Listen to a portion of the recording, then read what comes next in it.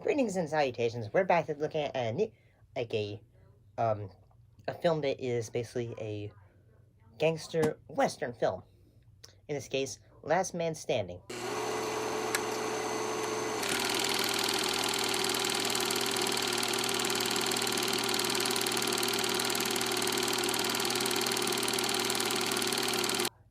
A drifting slinger for hire finds himself, in this case, the film called Last Man Standing. What was it about?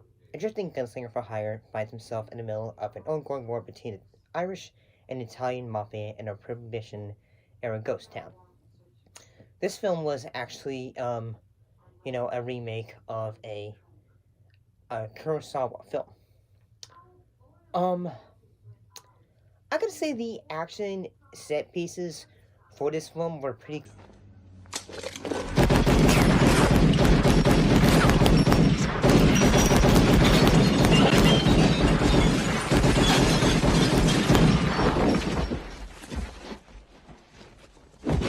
Cool.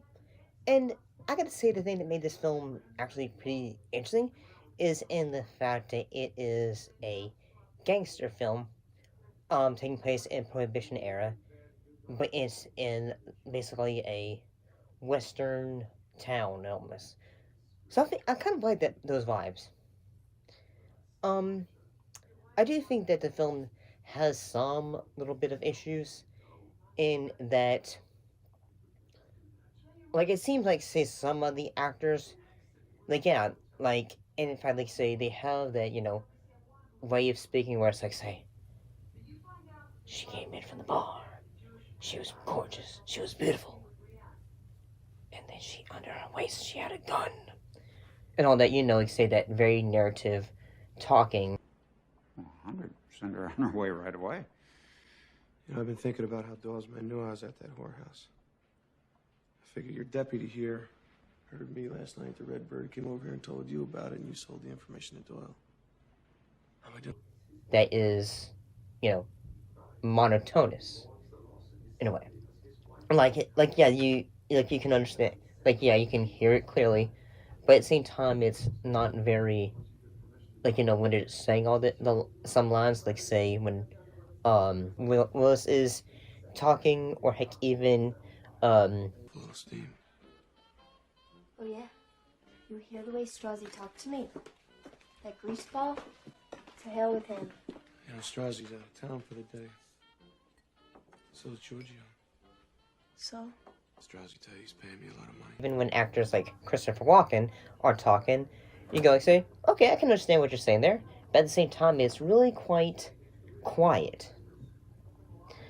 And I did kind of enjoyed it. I did kind of like the fact that, it was a bit different when it comes to, say, a bit of a Western film. And at the same time, it is a bit of a remake of a Kurosawa film. So it had some, and then, you have, ideas of what you would think of when you have a Kurosawa film that's been remade, or maybe even work for it. 7. Somehow I don't think you've solved my problem. Solving your problems isn't our line. Other films have been made in stories in that vein, and all that. And I do like how at times the acting can be, say, when the gangs and all that are chatting with each other, it can be, all that, they can be very... Clear! Over here! Let's go! Come on!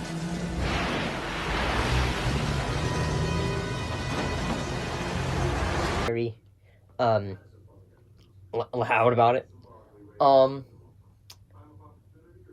And yeah, I'm really surprised by this, because I feel like I've seen, here's the thing, I've seen the poster for this, many times over the years on streaming services, and I could have, long ago had the opportunity to watch it, but I guess I didn't, so I suppose I have that, bit of that regret.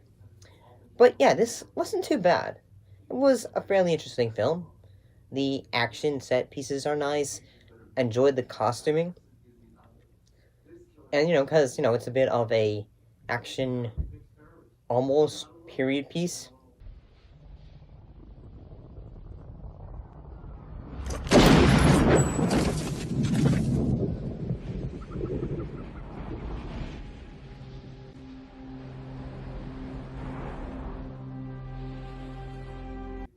So yeah, it was pretty fun. It was actually not bad.